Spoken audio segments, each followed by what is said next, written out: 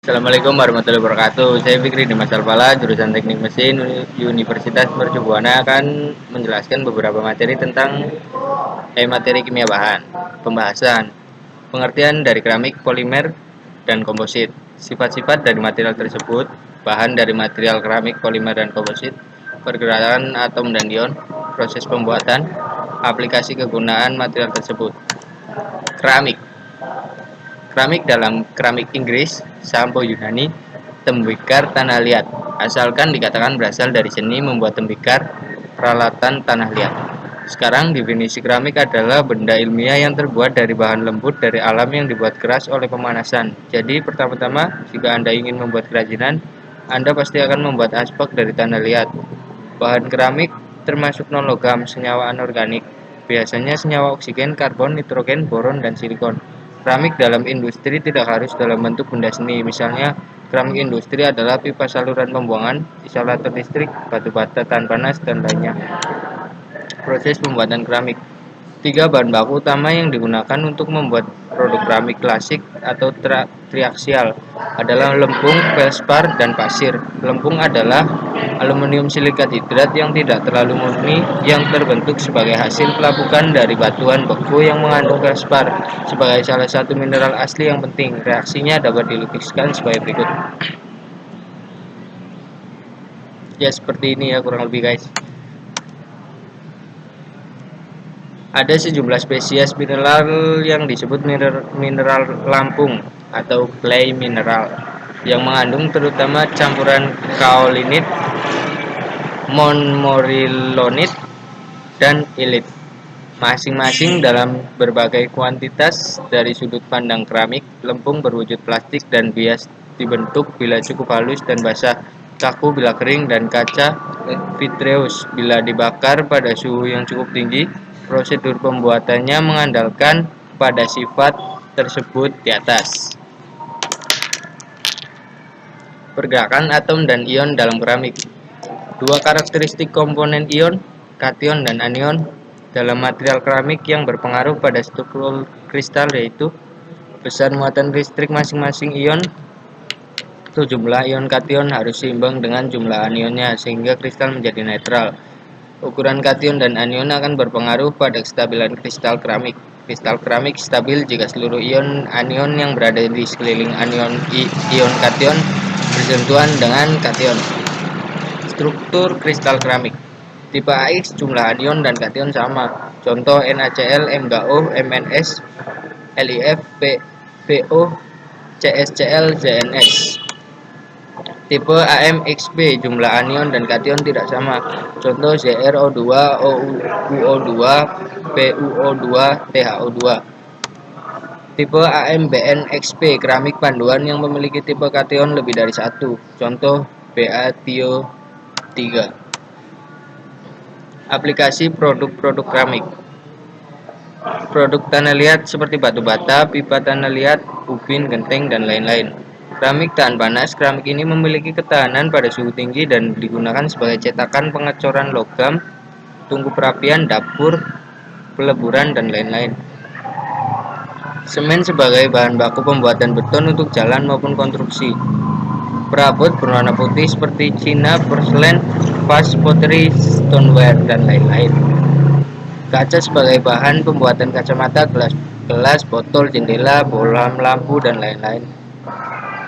Abrasif seperti aluminium oxide, silikon karbid, dan lain-lain. Bahan bakar nuklir. Biokeramik sebagai bahan baku pembuatan tulang dan gigi palsu. Glass fiber untuk membuat penguat plastik atau fiberglass, saluran komunikasi fiber optik. Isolator keramik yang digunakan pada komponen transmisi listrik dan busi. Keramik magnetis seperti pada memori komputer. Material alat potong seperti tungsten karbid, cubit boron nitrit, aluminium oxide, dan lain-lain. Polimer. Polimer adalah material berbentuk rantai molekul panjang dan berulang. Hasil ini didapatkan dari proses bernama polimerisasi. Ada berbagai macam polimer. Selain itu, karakteristik pun berbeda-beda. Semua tergantung dari sifat molekul yang membentuk serta bagaimana proses pembentukannya. Ada beberapa polimer yang memiliki sifat lentur, contohnya seperti karet dan polister. Namun juga ada polimer dengan sifat keras dan kuat, yakni kaca dan epoksi. Pembuatan polimer dan reaksi atom dan ion. Polimer dibuat dengan mengikat molekul-molekul kecil yang disebut monomer menjadi polimer dengan proses polimerisasi. Proses ini membentuk ikatan kovalen antara monomer sehingga terbentuk ikatan yang kuat dengan katalis atau proses tertentu. Polimer dapat memiliki struktur yang linear, bercabang, rantai yang pendek, maupun gabungan dari beberapa struktur tersebut. Reaksi pembentukan polimer dari monomernya disebut reaksi polimerisasi. Reaksi polimerisasi dibedakan menjadi dua jenis, yaitu polimerisasi adisi umumnya terjadi pada monomer yang mempunyai ikatan rangkap. Umumnya monomer yang direaksikan dalam polimerisasi adisi adalah senyawa alkena dan turunannya. Di reaksi polimerisasi adisi dihasilkan polimer adisi sebagai produk tunggal. Contoh reaksi polimer adisi: pembentukan polietilena PE dari Athena, pembentukan PVC dari vinil klorida, pembentukan polisoprena dari isoprena. Polimerisasi kondensasi merupakan penggabungan monomer dengan reaksi kimiawi yang terjadi antara dua gugus fungsi berbeda dari masing-masing monomer. Polimerisasi ini terjadi pada monomer yang masing-masing mempunyai setidaknya dua gugus fungsi reaktif. Dari hasil proses polimerisasi kondensasi dihasilkan polimer dan juga molekul-molekul kecil seperti H2O, HCl, dan CH3OH. Polimer seperti polister, poliamida, polikarbonat, dan poliuretana disintetis melalui reaksi polimerisasi kondensasi. Contoh reaksi polimerisasi adisi: pembentukan polister PET dari dimetil triflalat dan etilena glikol, pembentukan poliamida nilon 66 dari asam adipat dan heksametiletdiamina. Aplikasi kegunaan polimer. Polimer komersial. Polimer komersial umumnya dihasilkan dari negara berkembang dengan harga yang murah untuk keperluan sehari-hari. Bahan dasar utama dalam pembuatan polimer komersial yaitu polietilena, polipropilen, polistirena, polivinilklorida atau melamin, formaldehid, polietilena dengan massa jenis rendah digunakan dalam lapisan pengemas, isolasi kawat, lapisan kabel, barang mainan, botol yang lentur, dan bahan pelapis. Polietilena dengan massa jenis tinggi digunakan dalam pembuatan anyaman karpet, botol, drum, pipa, saluran, lembaran film, isolasi kawat, dan kabel. Polipropilena digunakan dalam pembuatan tali anyaman, karpet, dan film. Polivinil klorida digunakan sebagai bahan bangunan, pipa tegar, bahan untuk lantai, serta isolasi kawat dan kabel. Sedangkan polistirena digunakan sebagai bahan pengemas dan lapisan busa perabotan rumah dan barang mainan. Polimer teknik. Polimer teknik dihasilkan oleh negara berkembang maupun negara maju. Harga polimer teknik cukup mahal karena sifat yang canggih. Polimer teknik memiliki sifat mekanik yang unggul dan daya tahan yang kuat. Penggunaan polimer teknik yaitu dalam bidang transportasi kendaraan roda 4 dan pesawat terbang. Dalam ilmu material, polimer digunakan sebagai bahan pembuatan pipa ledeng, peralatan listrik untuk mesin bisnis, peralatan elektronik khususnya komputer, serta pada mesin-mesin industri dan barang-barang konsumsi. Jenis polimer teknik meliputi nilon, polikarbonat, polisulfon, dan polyester. Polimer fungsional. Polimer fungsional dihasilkan dan dikembangkan di negara maju. Pembuatan polimer fungsional ditujukan untuk penggunaan khusus sehingga produksinya dilakukan dalam skala kecil. Polimer fungsional dapat berbentuk Kevlar, Nomex, tekstura, polimer pengantar arus listrik dan foton, polimer pekat cahaya, membran, atau biopolimer. Komposit. Material komposit adalah material yang terbuat dari dua bahan atau lebih yang tetap terpisah dan berbeda dalam level mikroskopik selagi membentuk komponen tunggal sehingga dihasilkan material komposit yang mempunyai sifat mekanik dan karakteristik yang berbeda dari material pembentuknya. Pergerakan atom dan ion komposit. Tingkat dasar pada molekul tunggal dan isi kristal beda material yang disusun dari dua atom atau lebih disebut komposit. Contohnya senyawa, paduan, polimer, dan keramik. A. Mikrostruktur. pada kristal, fase, dan senyawa. Bila material disusun dari 2 fase atau senyawa atau lebih disebut komposit. Contoh paduan Fe dan C. Makrostruktur, material yang disusun dari campuran 2 atau lebih penyusun makro yang berbeda dalam bentuk dan atau komposisi dan tidak larut satu dengan yang lain disebut material komposit. Definisi secara makro ini yang bisa dipakai. Proses manufaktur pembuatan komposit. Proses pencetakan terbuka, open mold process. Terdapat beberapa metode cetakan terbuka untuk membuat material komposit plastik yang diperkuat serat, yaitu hand layup process.